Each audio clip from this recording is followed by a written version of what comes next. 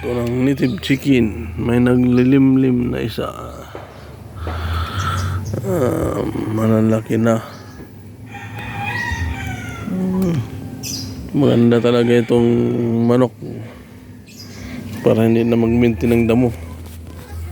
Kung may pader lang sana dito paikot, wala sanang damo to. Sana mataas yung damo nito kung may mga pader lang sana. Taas na yung damo. Ilang buwan lang hindi na nalagaan. Damuhan na yung aming mini farm. Yung bahay kubo.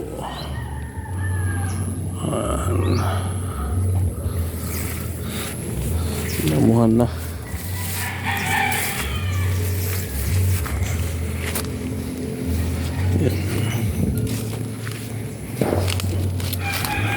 Marami na yung guldas na fry.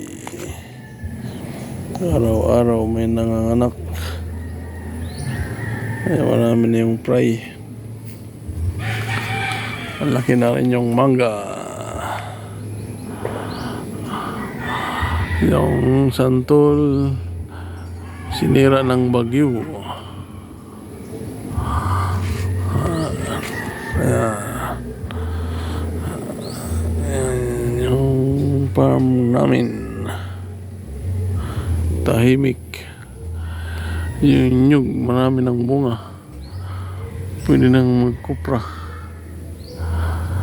Ayan guys, pwede nang magkupra. Taas na yung damo.